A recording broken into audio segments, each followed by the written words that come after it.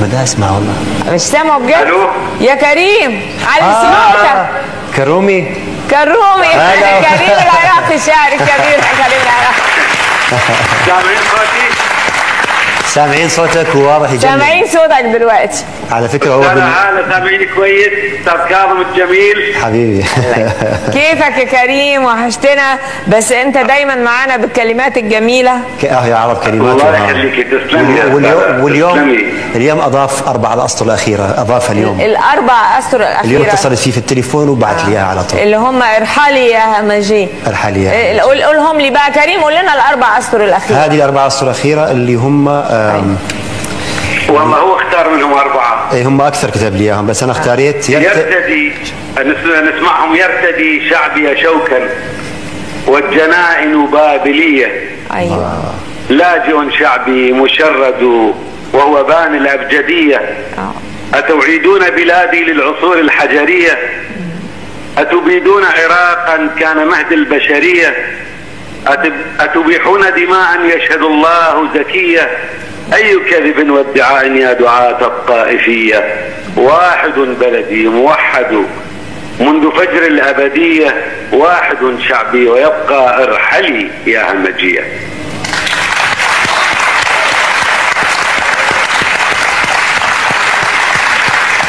هذا كريم مشكلة كبيرة.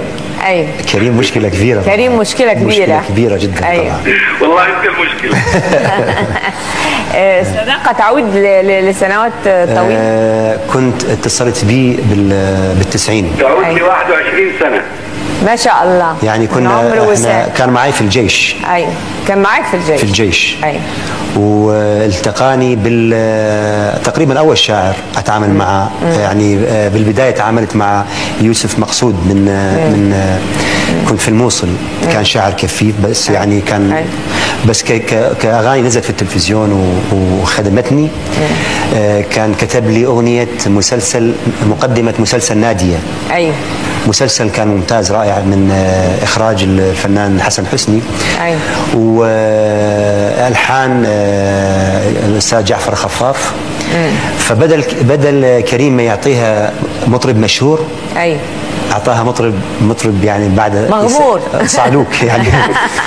يعني وكان محتاج ان يعطيها الفنان مشهور. يعني كان حتى يستفيد هو يعني. فاعطاني اياها بكل ثقه اغنيها.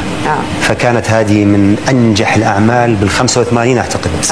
85. وخلال هذه الرحله ايه المحطات اللي بتتوقف عندها يا استاذ كريم مع كاظم؟ والله هذا محطات ما يكفيها وقت بصراحة. أنا أبدأ من كلامك الأخير حول الدخول إلى مدرسة الحب مع ندخل سوية. هو مش تلميذ، هو من بدايته معلم. ده مؤسس ومعلم في مدرسة الحب. احنا هنقول لأنه يعني بصراحة يعني منطق خلصني من الحزن القاسم. ودخلني بدائرة ها حبيبي ونزلت للبحر. وهاي الدوائر اللي هو أنا كنت أعيش ظروف حزينة، فخلصني منها باتجاه حب سامي لا يخلو من شجن. ايوه. فشفنا دموع بعض وعذابات بعض، والرحله بدت من بغداد الى الاردن الى بيروت الى مصر الحبيبه الى كل وطننا العربي. فتشوفي كل اغنيه او كل مجموعه اغاني تحمل سمات بلد. ايوه. انا عايزه اتوقف في مصر واقول لكم واذكر كده كاظم باستوديو 46 و85 بيت، قصيده من 85 بيت. فاكر الواقعه دي؟ لها قصه اخرى نتكلم فيها بعدين. قصه اخرى؟ اوكي. خلينا في قصائد كريم. قصيده من المحطات اللي اعتز بها وما اخذت للاسف حظها من الشهره هي قصيده مصر. القصيدة العجيبة الغريبة اللي كنا فتح جديد، كل ما ندخل بلد عربي نكتب له أغنية. أيوة أنا ملاحظة. وهو بالطائرة. أيوة. فقال لي أبشرك حندخل مصر. كان الحلم. الله. فانقطع الخط، انقطع بيني وبين التليفون، فأصيح أنادي ألو إلى أن بدأت من كلمة ألو من معي؟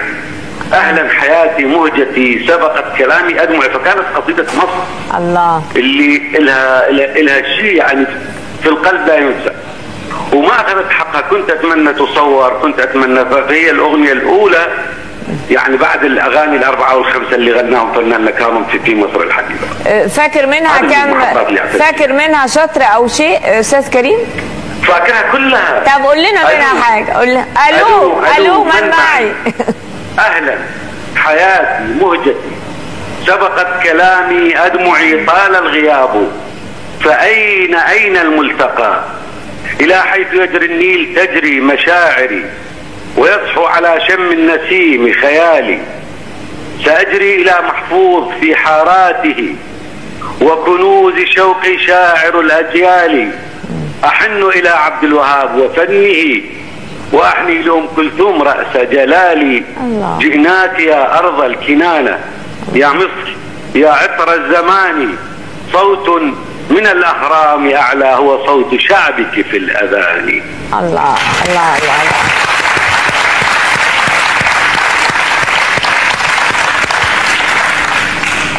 كاظم تسأل كريم كام سؤال كده من واقع أغانيه الحلوة؟ لا أنا أحكي عن شوية عن شخصيته. اتفضل.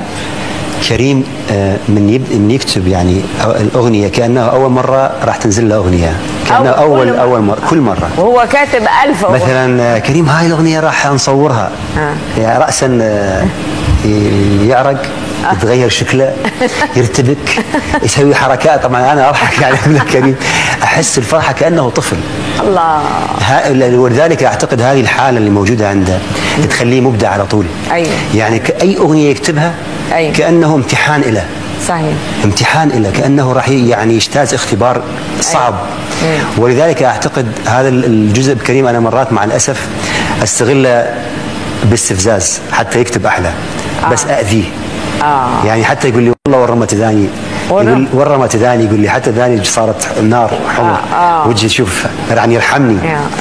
مرات يعني أحس إنه قد صدقه ودخوله وتقمصه في شخصية العمل هي أحسه يتأذى.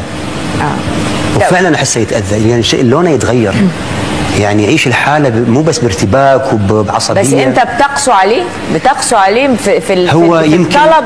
هو عايز أكتر يا يعني كريم. تعب يعني مثلا المستبد من أبدع هو بالمستبد من أجمل الأغاني. المستبد أنا ما تكتب بهذا الزمن قليل يعني صعب. أنا ما صدقتش يعني كلهم قالوا مثلا هذه شعر قديم، شعر نزار، شعر بالضبط يعني كتبها بطريقة بصراحة هذه قسيت على كريم كثير. كريم في شفتيك